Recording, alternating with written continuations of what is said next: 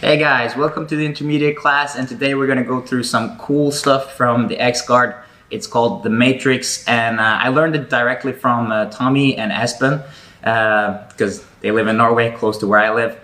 So I traveled down there and trained with the guys there. So of course, if you're looking for the real knowledge from the source, go and check out their webpage, wolfinghouse.com. Awesome stuff there, and you'll definitely be a little bit smarter once you've seen that. So here from the X guard, and there's a couple of principles that I'm looking for straight away once we're here, right? So what I'm looking to do is to hook the back of his knee on this side here, okay? So it's important that I'm timing where I'm stretching Christian out here and he's giving me this angle, right? At no point when he's turning in towards me, there's no good idea here to go for the matrix, okay? So this is a bad timing. This is a good timing, okay? So once we have established that's when I can start looking for the situation, okay? So I'm gonna stretch him out a little bit and I'm gonna throw this leg here on the back of his knee, okay? So what I want to cave his knee in, okay? So sometimes you gotta be a little bit powerful with this leg here. Let's go turn a little bit around. So here, I stretch him, way, go back. Oops. So here, I stretch him out, and I'm looking to turn his knee, okay? So here, I'm gonna throw my leg over, and wanna push it in, like this. So what I'm gonna do here with this arm is I'm gonna grab the top of his pants here, so go a little bit back. So I'm gonna grab here, and this is gonna give me some control throughout the technique, right? So watch how my arm is going under his leg and then grabbing the pants on the top, right?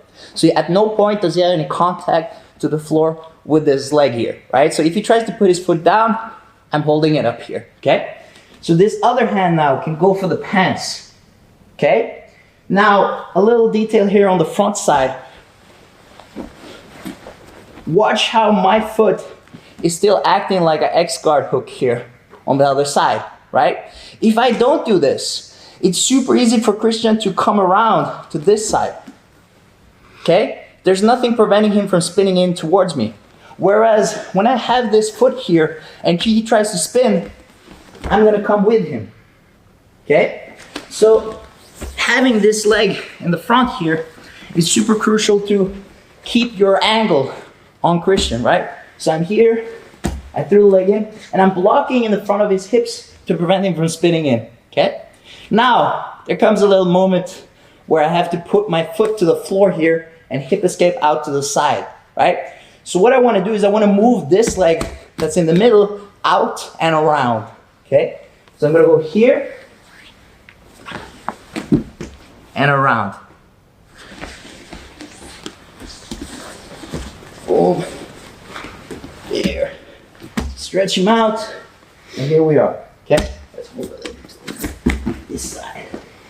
So, watch how I'm pretty much right underneath him right now, okay? So I want to put my foot to the floor so I can push him a little bit out to this side and move myself under him, okay? So I'm going to push here, and here we are in for the back take, okay? Straight away, I'm going to stretch him out, get tight, go for the seat belt, and secure the hooks, right? There's some momentum to this technique. It's not a super slow-mo way to do it. So we're here, grab it, and here we are, okay? So I'm gonna put my foot to the floor and get both of the crab hooks here, right? From here, I'm just looking for a higher grip to get tighter to his back, whether it's the belt or let's say he was a little bit shorter, I would reach for the back of his neck, right? But here, I'm gonna punch his hips down and stretch my legs. So now, I get the seat belt and secure the hooks, right?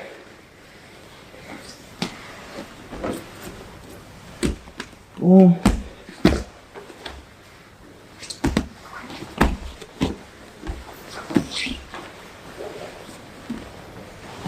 Couple times. This angle.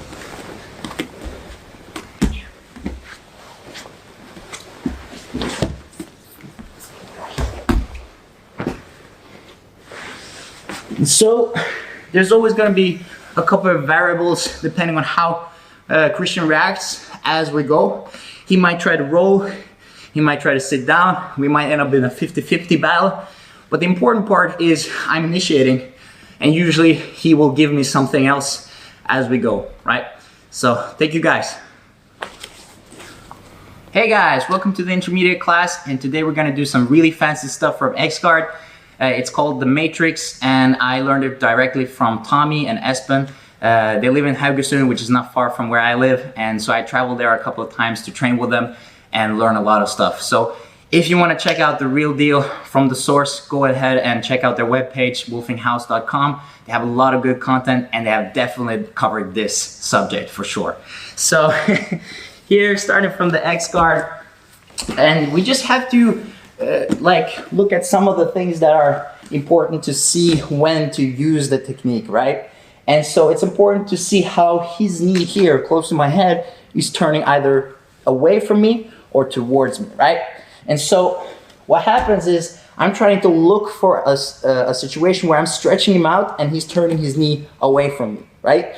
That's the moment where I can start throwing this leg over and chopping the back of his knee here, okay?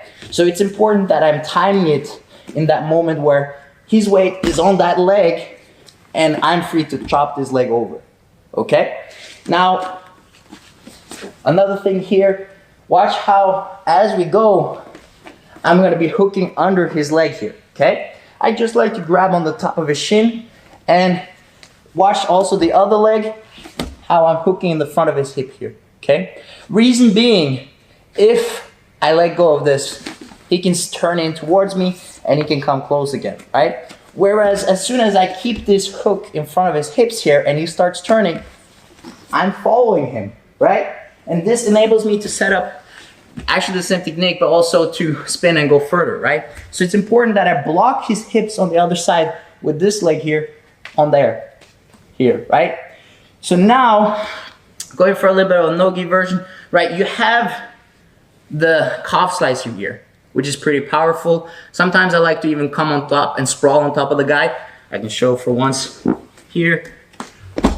This one is crucial, like terrible, mean. You're not gonna have a lot of training partners if you do that a lot. But what I'm looking to do here is to hook his hip here, right? So I wanna bring his hip to me. So we're gonna start over again. Wow. Oh, there we go. So I'm stretching him out, I'm hooking the back, and here we go, I'm gonna hook the hips here, okay? So now, I'm gonna move this leg on the bottom out and come here, okay? Straight away, I'm looking for the body lock. Stretch out, seatbelt, and then secure the hooks, okay? The reason I like to go for the body lock is because it enables me to come up and follow up if the guy goes away, right?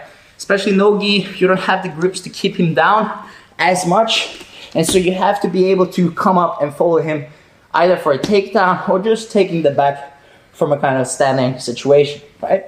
So you're stretching out, throwing the leg, and you can hook the hip, okay? So, a little bit on top of me. There. So here, I want to move this leg here under, and I want to move it around. So if I'm going for the calf slicer, I'm just going to push his knee to the floor, right? But this time, I'm moving my leg around the knee, so I want to go out and around, okay? So here, and coming here, right? So from this position, I'm just trying to get close here. And so sometimes I might be able to pull him down. Sometimes he's gonna be pulling me up, right? This is fine too. A lot of cool things you can do from here. But again, the real matrix is stretching him out, getting that seatbelt, and then securing the hooks, right? So, boom, different angle, stretch out, hook, here.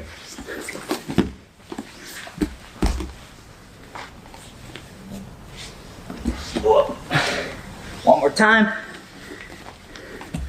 just for fun. Yeah. Nice. Boom.